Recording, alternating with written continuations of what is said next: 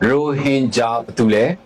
ဲဘင်္ဂါလီဘာတူလဲဆိုတဲ့ခေါင်းစဉ်နဲ့တင်ပြပေးသွားမှာဖြစ်တယ်။ဘာဖြစ်လို့လဲဆိုတော့လက်ရှိကျွန်တော်တို့နိုင်ငံတွင်းမှာဒါရိုဟင်ဂျာတွေနဲ့ပတ်သက်ပြီးတော့လည်းအားလုံးကစိတ်ဝင်စားနေတာတွေရှိတယ်။ပြီးတော့ကျွန်တော်တို့ဒါဒီနောက်ပိုင်းလူငယ်တွေဒီရိုဟင်ဂျာကိစ္စတွေပြီးတော့ရိုဟင်ဂျာနဲ့ဘင်္ဂါလီမတဲကွဲတဲ့ကိစ္စတွေဆိုတော့ဒါတွေကိုကျွန်တော်တို့သမိုင်းနဲ့ဒါတက်တည်နေတော့တင်ပြပေးသွားမှာဖြစ်တယ်။ဒီဖြစ်စဉ်တွေနဲ့ပတ်သက်ပြီးတော့လည်းကျွန်တော်တို့နိုင်ငံကိုဒါအုပ်ချုပ်ခဲ့တဲ့နော်အာနာရှင်အုပ်စုလုပ်ခဲ့တဲ့ဖြစ်စဉ်တွေကသိရမှာဖြစ်ပါတယ်ဗျ။ ဟုတ်ပါတယ်ခင်ဗျာဒီတော့ဒီကျွန်တော်တို့ရိုဟင်ဂျာဘယ်သူလဲဘင်္ဂါလီဘယ်သူလဲဆိုတော့ဒီစကားလုံးကိုကျွန်တော်မသုံးတော့ခင်မှာပေါ့နော်ဒီလက်ရှိနေပြီးတော့သူတို့တွေကဘာသာကိုကြလက်ရှိနေအစ္စလာမ်ဘာသာကိုကြတယ်အဲ့ကဒီလူတွေကဘာဖြစ်လဲဆိုတော့ဒီအစ္စလာမ်နဲ့မွတ်စလင်နဲ့ကိုပြမသိကြဘူးပေါ့နော်အမှန်မှဒီမွတ်စလင်ဆိုတာအစ္စလာမ်ဘာသာကိုကိုးကွယ်တဲ့လူတိုင်းကိုမွတ်စလင်လို့ခေါ်တယ်ပြီးတော့ဒီကနေ့ကဘာပေါ်မှာလက်ရှိနေပြီးတော့ဒီမွတ်စလင်နိုင်ငံပေါင်း59နိုင်ငံရှိတယ်ဒီ59နိုင်ငံမှာဒီကဘာကြီးတစ်ခုလုံးမှာရှိနေကြတဲ့ဒီလက်ရှိအစ္စလာမ်ဘာသာကိုကိုးကွယ်တဲ့လူတိုင်းကိုမွတ်စလင်လို့ခေါ်တယ်အဲ့တော့ဒီမွတ်စလင်ဆိုတာဒီသူတို့ဒီလက်ရှိအစ္စလာမ်ကိုကိုးကွယ်တဲ့လူကိုမွတ်စလင်လို့ခေါ်တာဖြစ်တဲ့ကြောင့်မလို့ကျွန်တော်ဒီပေါ်နာဒီသူတို့အခုလက်ရှိမြန်မာပြည်မှာနေထိုင်တဲ့မွတ်စလင်တွေကိုကျွန်တော်ဘယ်လိုမျိုးပုံစံမျိုးနဲ့ခေါ်มาလဲပေါ့နော်ဒါတွေကနေလုံးဝအဓိကကျတယ်နောက်တစ်ခုဒီကျွန်တော်တို့သူတို့မှလည်းသူတို့ဒီတခြားနိုင်ငံတွေမှာလည်းရှိတော့တခြားနိုင်ငံတွေမှာလည်းရှိကြပါတယ်သူတို့နိုင်ငံမှာသူတို့လူမျိုးနဲ့သူတို့ပေါ့နော်အဲ့ဒါသူတို့အခိုးတစ်ခုတော့ရှိကြပြီးသားဖြစ်တယ်အဲ့တော့ကျွန်တော်မြန်မာနိုင်ငံရဲ့ဥပဒေတိုင်းမြန်မာနိုင်ငံရဲ့ပုံစံတိုင်းပဲကျွန်တော်တို့ပြောမယ်ဆိုလို့ရှိရင်တော့ကျွန်တော်လက်ရှိနေပြီးတော့လူမှာနှမ်းမျိုးစီရှိတယ်နှမ်းမျိုးရှိတယ်အဲ့တော့ကျွန်တော်တို့ကဘာဥပမာဆိုကြပါစို့ဗမာလူမျိုးမြန်မာနိုင်ငံသားမိမိရဲ့မွေးဖွားရာဒေတာမိမိရဲ့မွေးဖွားရာနာမည်တစ်ခုနဲ့မိမိနေထိုင်တဲ့ဒေတာကပေးတဲ့နာမည်တစ်ခုဆိုလို့နှစ်မျိုးရှိတာပေါ့နော်အဲ့တော့မြန်မာနိုင်ငံသားဗမာလူမျိုးမြန်မာနိုင်ငံသားရှမ်းလူမျိုးမြန်မာနိုင်ငံသားရခိုင်လူမျိုးဆိုတော့နာမည်မျိုးရှိတယ်တော့ဒီကျွန်တော်ဒီကနေ့ရခိုင်ပြည်နယ်တွင်းမှာမိတဲနေထိုင်နေကြတဲ့မွတ်စလင်တွေကိုကျွန်တော်ကဘယ်လိုလူမျိုးပြတ်တတ်မှာလဲ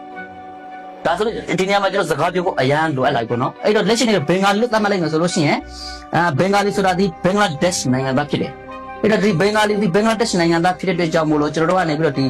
ဘင်္ဂါလီလို့ပဲသုံးနှုန်းနေခဲ့မယ်ဆိုလို့ရှိရင်ကျွန်တော်တို့ရဲ့မြန်မာနိုင်ငံထက်မှရှိနေတဲ့ဒီရခိုင်ပြည်နယ်ကနေပြီးတော့တာယာငင်းချမ်းနဲ့ပွားရမှာမဟုတ်ဘူးပေါ့နော်ဟုတ်ကဲ့ပါဟုတ်ပြီဒါဆိုရင်တော့ကျွန်တော်တို့ကဒီရိုဟင်ဂျာဆိုတဲ့ဒါတစ်ခုပြီးတော့ဘင်္ဂါလီဆိုတဲ့တစ်ခုပေါ့နော်ဒါကိုကျွန်တော်တို့ခွက်ခွက်ပြလေးအရင်ဆုံးကျွန်တော်တို့တင်ပြပေးဖို့လိုနေပြီဟုတ်ပါဘူးဆိုတော့ရိုဟင်ဂျာမှာအသုံးနှုန်းလေးတွေကစာမတူဘင်္ဂါလီနဲ့ပေါ့နော်စကားတွေလည်းမတူဘူးခုနကတော့ကျွန်တော်နဲ့စကားပြောပြတဲ့အချိန်မှာဒီရိုဟင်ဂျာတွေက1 2 3လေးလို့ပြောလဲ Right act 2 10 sign pound so hot I store no dosh တနေ့တော့ငါချက်9ချက်ကို10ပေါ့နော်အဲ့ဒါလက်ရှိအရှိခံဘာသာစကားဆိုတော့ဒီလက်ရှိအရှိခံဘာသာစကားမှာတခါဥမာထမင်းစားပြီလားထမင်းစားပြီလားဆိုလို့ရှိရင်ဟာပြောနေဘောနော်ထမင်းဘာဟင်းစားလဲဆိုဘတ်လာဟယောဒီလိုဘာသာစကားတွေကဒီဘင်္ဂလားဒေ့ရှ်နိုင်ငံနဲ့မတူဒါကြောင့်မလို့ဘင်္ဂလားဒေ့ရှ်နိုင်ငံမှာနေတဲ့ဘင်္ဂါလီတွေကဒီကနေ့ရခိုင်ပြည်နယ်ထဲမှာနေတဲ့မွတ်စလင်တွေကိုသူတို့လူမျိုးမဟုတ်ဘူးလို့သူတို့ပြောတာဘာကြောင့်ဒီလိုပြောတာလဲဆိုတော့သူတို့ဘာသာစကားချင်းကမတူဘူးဟုတ်တယ်ကိုယ်ွယ်တဲ့ဘာသာချင်းတို့တူတယ်သို့တော့ဘာသာစကားချင်းကမတူတဲ့အတွက်သူတို့ကနေပြီးတော့ခွေးချက်ဆက်ဆံတာပေါ့နော်ဟုတ်ပြီဒါဆိုကျွန်တော်မြန်မာနိုင်ငံတွင်းမှာခွေးချက်ဆက်ဆံခံရတာဆိုဆက်ဆံခံရတယ်ဘယ်လိုကြောင့်ဆက်ဆံခံရတာလဲလက်ရှိနေပြီးတော့ဒီကျွန်တော်တို့နေဥပဒေကိုကျွန်တော်လက်ရှိနေဥပဒေကိုပြန်ကြည့်လိုက်မယ်ဆိုလို့ရှိရင်ဒီဥပဒေကကျွန်တော်တို့လူမျိုးတွေကိုမပြဿနာမဖြစ်ဖြစ်အောင်ကျွန်တော်တို့ဒီလက်ရှိကတော့စီလုံးညီညွတ်မှုမရှိအောင်အမျိုးမျိုးသူတို့ဒီလက်ရှိဥပဒေနဲ့ရောအမျိုးမျိုးရောဘယ်တော့သွေးထိုးလှုပ်ဆိုပေးခဲ့တာတွေအများကြီးရှိတယ်ဥပဒေရလည်းခွေးချထားတာတွေဒါကကျွန်တော်တို့ဒီသူတို့ပေါ့နော်ဒါအာနာရှင်အုပ်စုတွေကဒါကျွန်တော်တိုင်းရင်းသားတွေပေါ်မှာဒီလိုပုံစံမျိုးပဲသူတို့ကတင်းခွဲပြီးတော့ကျွန်တော်တို့ခွဲခြားပြီးတော့ဆက်ဆံစေတယ်ပြီးတော့ကျွန်တော်တို့ချင်းတဲမှာလည်းပဲအဲ့လိုပုံစံမျိုးတွေကိုသူတို့ကစနစ်တကျအလုဆောင်ထားကြတာဖြစ်တယ်ဗျာရခိုင်မှာဆိုရင်လည်းပဲကျွန်တော်တို့ရိုဟင်ဂျာကိစ္စတွေနဲ့အမြဲတမ်းပြဿနာဖြစ်စေခဲ့တယ်ဟုတ်ပါဘူးဟုတ်လားကျွန်တော်တို့ဒါကရင်မှာဆိုရင်လည်းပဲဒါကရင်ဗုဒ္ဓဘာသာနဲ့ကရင်ခရစ်ယာန်ဆိုပြီးတော့သူတို့တွေကခွဲခြားခဲ့တယ်ထိုနည်း၎င်းနဲ့အခြားသောတိုင်းရင်းသားတွေမှာလည်းရှိပါတယ်ဒါကိုကျွန်တော်တို့အခြေခံအားဖြင့်တွေ့ရမှာဖြစ်တယ်ဗျာဟုတ်ပြီဒါဆိုရင်ဒါသူတို့တွေကျွန်တော်တို့တွေကိုပဲအချိန်ကနေစပြီးတော့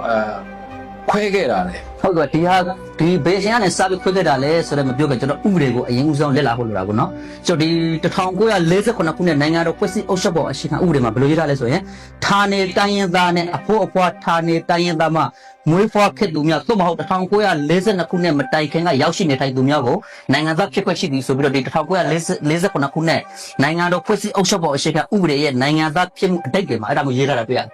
ဆိုတော့ဒီဥပဒေကိုအခြေခံပြီးတော့1948ခုနှစ်မှာနိုင်ငံသားမြန်မာနိုင်ငံသားဖြစ်မှုအဲ့ဥပဒေဆိုပြီးထွက်လာဒီ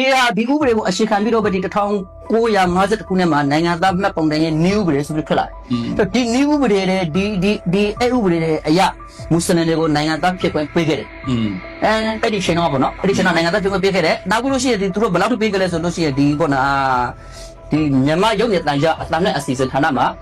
တပတ်ကိုတရက်ကို10မိနစ်ကြာတယ်